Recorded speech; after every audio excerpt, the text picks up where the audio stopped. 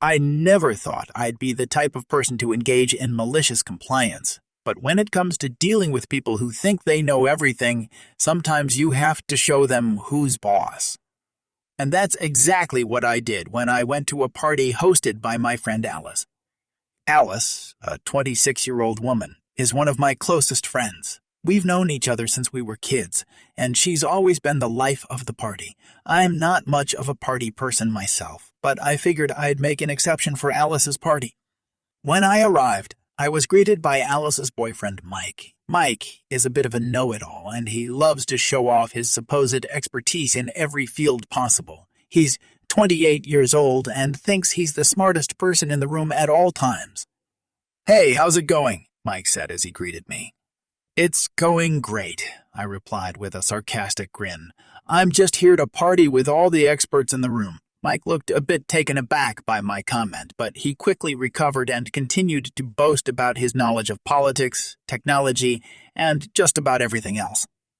As the night went on, I found myself getting more annoyed by Mike's constant need to prove himself. So when he started talking about cars, I decided to have a little fun with him.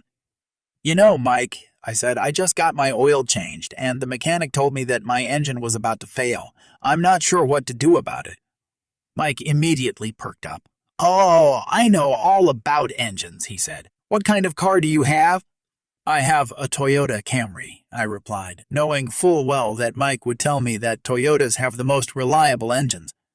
"Ah, the Camry," Mike said with a smile. "That's a great car. You don't have to worry about the engine failing. It's one of the most reliable engines out there."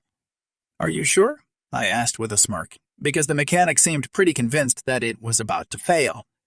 "Well, the mechanic probably doesn't know what he's talking about," Mike said confidently. "Are you saying that you know more about engines than a trained mechanic?" I asked, raising an eyebrow. "Absolutely," Mike replied without hesitation. "I've been studying engines for years. I could fix any engine problem you have." "Okay," I said, trying to keep a straight face. "Well, if you're so sure that my engine is fine, then I guess I don't have to worry about it." The next day, I received a call from Mike. "Hey, I just wanted to let you know that I looked up the engine in your Camry, and it turns out that there was a recall on that model for engine failures. You should get it checked out immediately."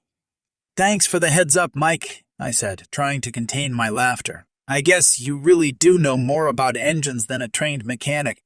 From that day forward, Mike was a bit more humble when it came to showing off his supposed expertise, and I couldn't help but feel a sense of satisfaction knowing that I had put him in his place. I'd worked for this company that sold overpriced it online to people who, if they did a simple Google search, could find Seagull easier. I did not mind the job, and was that guy who turned up early, logged on, and to be fair, it was an easy job and the time flew by. Well, after a few years, we had a management change, and this new manager in charge of the center was dim and angry. He got the nickname Seagull as he'd fly and squawk loudly, find someone to annoy, then vanish into his office to do very little. Well, one day I was going to be late in, called the number to let them know the train I was getting was not there and had to await another and no answer. So I get in and Seagull decides to make a big issue concerning my late arrival. He's got forms out and advises he's going to be making this a disciplinary issue. "Fair enough," I said, then pointed out that for it to be a disciplinary issue, he needs to be informing HR and needs another manager in to witness all this. I then gave Seagull the number for HR and advised that I'd be starting work and would happily make up the time for my being late. Well, he says no, that this needs sorting out and flaps off to find another manager. Well, eventually, an hour or so later, he arrives with the HR manager and starts moaning about staff being continually late. I point out that this my first instance and I tried to contact him and have the call logs on my phone. Well, he's determined to push this, so I point out I'm not signing a disciplinary form over events beyond my control. HR manager agrees with me, and I can see Seagull is not happy, so I decide if he wants to play by the rules, I'll give him another headache. Having wasted the best part of the day, it's agreed that nothing is going to be happening. I, however, decided from then on to work my fixed rota. getting in early each day and sitting at my spot watching the call board flashing with lots of incoming calls and doing nothing until a few seconds before the appointed start time. Seagull hated that but couldn't say anything, and I found out that HR got him sacked for abusing his power later. I heard he upset a few staff and they quit and the company had to pay out compo. Back in my college days in the late 90s, I worked in my college's Alumni Communications Center. In reality, it's a call center where college students worked to ask the low-giving alumni for money. The college had professional folks to handle the big mega donors. I, luckily, wasn't a student caller, which seemed awful. I, a sophomore, was, and this was the official job title, data entry. A quick sidebar, we also had a couple of call coaches who were seniors who would monitor the callers and give them feedback on how to do a better job at asking alumni for money. Typically, donations in the $100 to $250 range. When callers made a call, they recorded the outcome of the call on a sheet of paper. I would then collect these sheets and then go to the sole computer in the caller center and record the data. Most of the results I entered would be no answer or left a message on a voice machine. Sometimes we got a donation. So I would enter that caller outcome into the computer and somewhere else, the alumni department would generate a donation envelope that was mailed to the alumnus, so the alumnus could then mail a check back to us. Now, about 10% of the donations would be by credit card. At the end of the night after the callers left, I would spend about 30 minutes processing the credit cards through this dial-up credit card machine. I did this without issue for 2 months, September and October. Now enters Karen, the new boss lady over the call center. She finally notices the extra 30 minutes on my timesheet each day and asks me about it sometime in late October. I tell her that I process the credit cards after everyone leaves for the night. That's how I was trained by the previous data entry person. This upsets Karen, who says I am far too young to be handling credit card information. Makes clear that I am to stick to my job of only entering the caller's data. Period. End of story. Data entry only. No handling the money. The money is to be handled only by the grown-ups. To be perfectly clear, these were credit card numbers handwritten on a sheet of paper. Absolutely no cash money involved on my end. So, you got it, condescending Karen. I stopped processing the credit card's donations. I set them in a pile at the end of the night, right by the credit card machine. And with each passing night, the pile grows and grows. November ends, and this pile is now 250 pages or so thick. It also wasn't my job to ask questions like, who is processing the credit card sheets? Since the month ended and no credit cards were processed, Karen absolutely failed to hit her fundraising goals. She starts to berate the call coaches and the callers for not doing a good enough job. Karen starts spending more time in the call center, watching everything and everyone like a hawk. I continued to do exactly what I was told to do. One day, she would offer a prize, like a college hat, and then the next, a long lecture about how everyone shouldn't be lazy. Over the course of December, I keep adding to the pile of unprocessed credit cards. It's a good 500 pages thick by now. Compared to the massive piles of sheets of no answers and left a message, it's not very noticeable. Naturally, someone in the alumni department has noticed that the donations coming in are down about 25% over November and December. This results in me coming back from Christmas break where I get to meet Cool Chad, the new boss dude over the call center. He asks if my job includes processing credit cards. I told him Karen told me not to, but I was trained to process them. In fact, I'm the only one who has been trained how to process them. He says, "Cool, please do process the credit cards." Cool Chad asks if there are any unprocessed credit card sheets.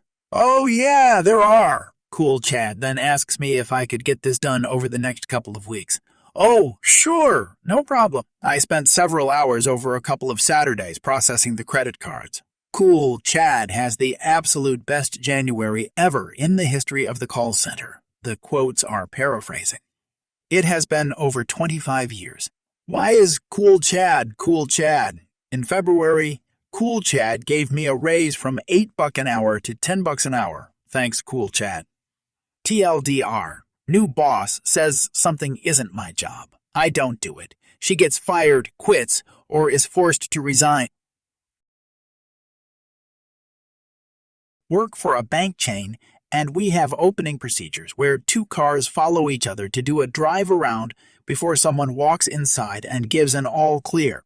My manager liked to start the drive around the building at 8:04 a.m. She told me to stop editing my timesheet since we don't start until 8:15 a.m. So the next few days, she starts the drive around the building, stopping every few seconds, waiting for me to follow her. She calls me, "Let's do the opening procedure, follow me." I say I was told not to clock in until work starts at 8:15 a.m., so I will be waiting until then. She hasn't asked me to do opening procedures in 2 weeks. I sit and wait in my car until 8:15 a.m. on the dot. Oh, and I'm taking all the OT every time she makes me stay later than my scheduled time to take care of operations. Around the turn of the millennium, I left university to a terrible job market. I ended up working at a big chain multiplex cinema in the city center. The management were generally terrible, but the staff were generally awesome people. As part of the uniform, we had to wear our name badge. Head office had a habit of making typos on these badges or not sending them at all, so many people would doctor them with stickers to correct them, especially white stickers to allow us to write on the badge. I was one of these people. I'd had 2 different badges, both wrong. After a year or so there, it was announced in a staff meeting that no stickers would be permitted on badges going forward. I asked in front of everyone, and it was confirmed that yes, even if it was misspelled or had the wrong name. At the time, my partner was also working there, in the back office. She would often forget her badge and just take one of the spares that had belonged to people who had left, which meant she had a small hoard of these badges with random female names. Now, I'd been there over a year and never had a correct badge of my own. But the badge doesn't need to be correct, only present with no stickers. As a result, even though I'm very obviously male, I started wearing these various female name badges with no stickers. For the most part, nobody noticed. I had a group of students at box office who asked, "Does your name badge say Rachel?" and henceforth remembered me and would always call me Rachel. On one occasion, I was talking to a manager when this group passed waving at me and called out, "Hi, Rachel." This manager then asked, "Why are those customers calling you Rachel?" Looking at my badge, this manager realized that it gave my name as Sarah. I explained my malicious compliance and was rewarded with laughter and compliments at my building a good rapport with the customers. One of the managers was making a random audit of the staff to ensure compliance and noticed my badge was not in my name.